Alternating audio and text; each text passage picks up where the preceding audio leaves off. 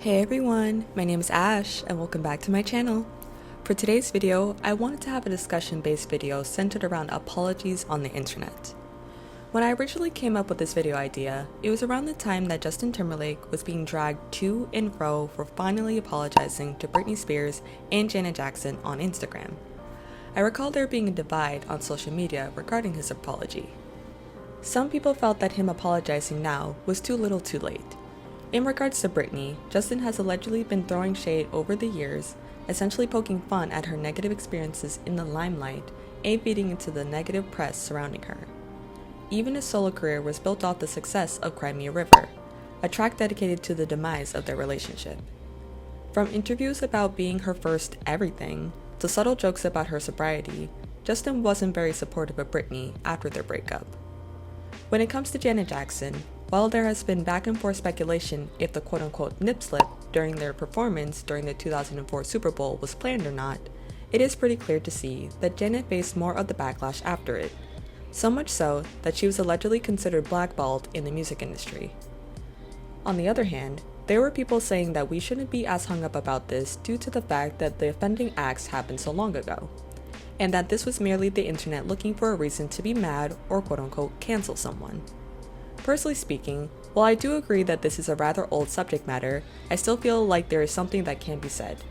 And there's a lot that can be said, not only about the apology from Justin Timberlake, but also about the other apologies, or the lack thereof, that comes from other celebrities and public figures.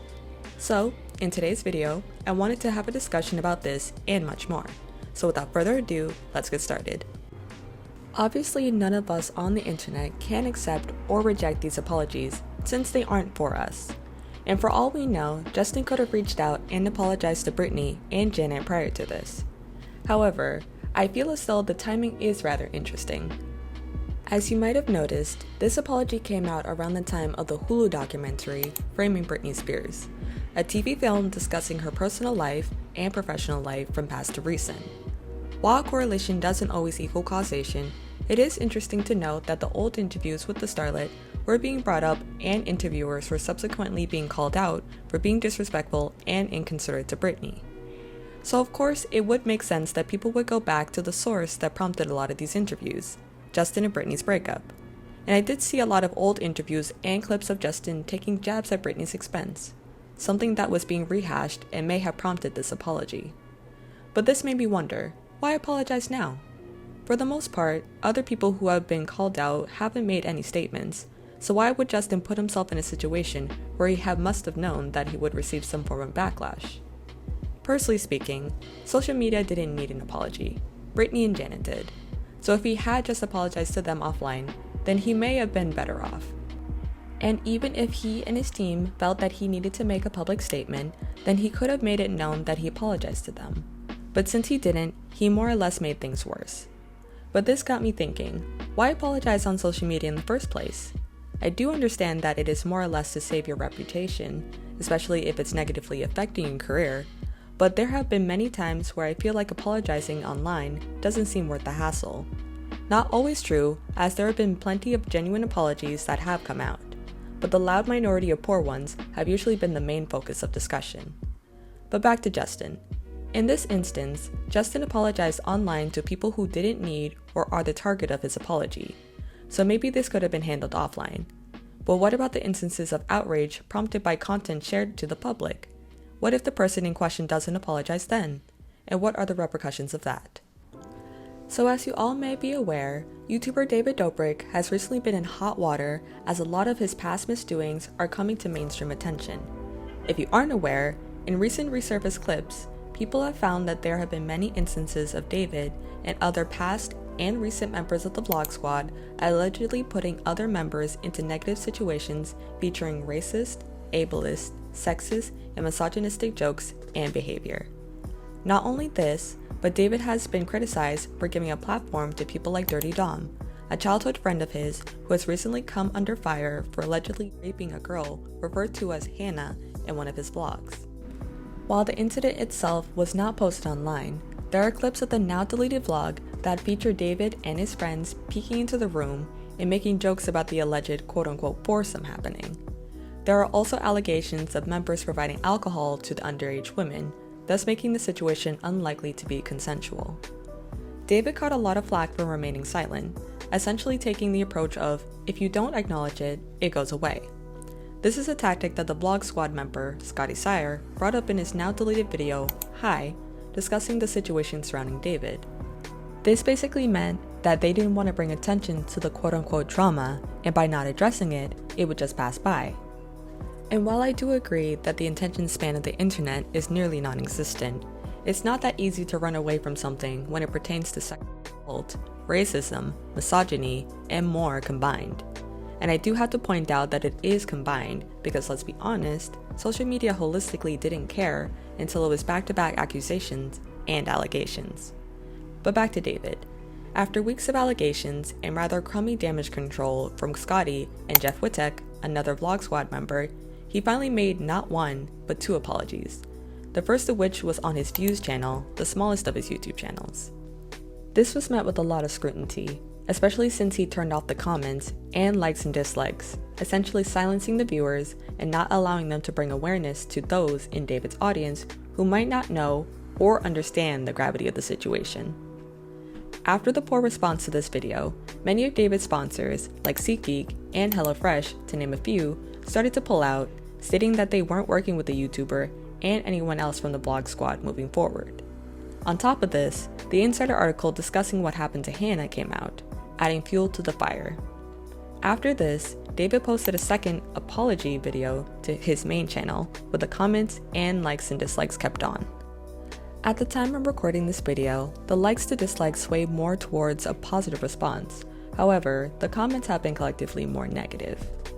Again, we are not allowed to accept David's apologies. They weren't meant for us. But as these apologies at question have been posted on the internet, we have the opportunity to discuss them. David and Justin's apologies have gotten their fair share of scrutiny for coming out rather late in the game. For Justin, his apology comes decades too late for people to feel as if it's sincere, especially coming out after new discussions of Britney's treatment and the treatment of other Hollywood starlets at the time. For David, people feel as though his apology does not come off as sincere due to it coming out weeks, months, and even years after the allegations came out from past members like Trisha Paytas, Seth, Big Nick, and others. While not as long of a gap as Justin's apology, it was still ill timing. It also didn't help that David also made little to no mention of these people in his apology, only really apologizing to Hannah from the Insider article. While he has gone on to allegedly apologize to Nick, which he states on Twitter, Trisha has expressed being done with David and her ex-boyfriend and Blog Squad member, Jason Nash, for the way they handled these and other allegations surrounding them. At this point, we've discussed some of the repercussions of making apologies or staying silent on the internet. In both cases, the silence only seemed to make the situation worse, making the apologies seem less sincere and the public scrutiny louder than ever. But now, I want to talk about the repeat offenders of the apology game. Those who mess up, apologize, wash, rinse, and repeat. What can be said about them? And are these apologies any more or less sincere? When I think back to last year, I think about how we got video apologies from Shane Dawson, Jeffree Star, Tana Mongeau, and others. For these 3 in particular, they made apologies on their channel before for similar past behavior. I even recall Shane mentioning that he feels like he has to make an apology every few years, which he has. And in the most recent one, he said the old ones were made more or less out of fear. So if the previous apologies weren't for accountability, then why should the public expect this one to be now? Especially when he was profiting off of videos and merchandise of the bad things he has done up until most recently. Moving on to Jeffree Star, while I cannot say for certain that Jeffree still makes racist statements, there have been many allegations of him doing so, even by big creators like Jackie Aina. And outside of racism, Jeffree has been accused of being a rude and hurtful person, which to this day he has not really taken accountability for. For example, this has come up when Trisha Paytas discussed her last trip with him and shared how he trash-talked her to the point of leaving the trip. And even his own hairstylist was making these comments up until recently. So again, how sincere can these apologies be if the people in that sphere say otherwise? Lastly, Tana. Tana is someone who I've seen personally have redemption arc after redemption arc. From allegedly scamming fans with products, to the mismanagement of TanaCon, to a video of her showing a dead body, to over-exaggerating her story times, to partying during a pandemic, Tana has had her fair share of misdoings on the internet. And almost every time after, she has made an apology, either on her Instagram story or her YouTube channel. But when it comes to Tana, I personally feel like she doesn't care, or at least not anymore. Regarding racism, Shane and Jeffree have tried to save face about it, but when it comes to Tana, especially after the most recent apology that came out so long after she had been called out by creators like Simply Nessa and Kaylin Berry, like the others, it comes off as ingenuous. Along with the other small apologies she's made about partying during the pandemic, she was and still is doing whatever, so I think it's safe to disregard those as well. So what is there to be said about apologies on the internet? Well, for one, like I said, if the apology is not for us, then we can't accept it. However, we are allowed to take steps when it comes to supporting the person or not.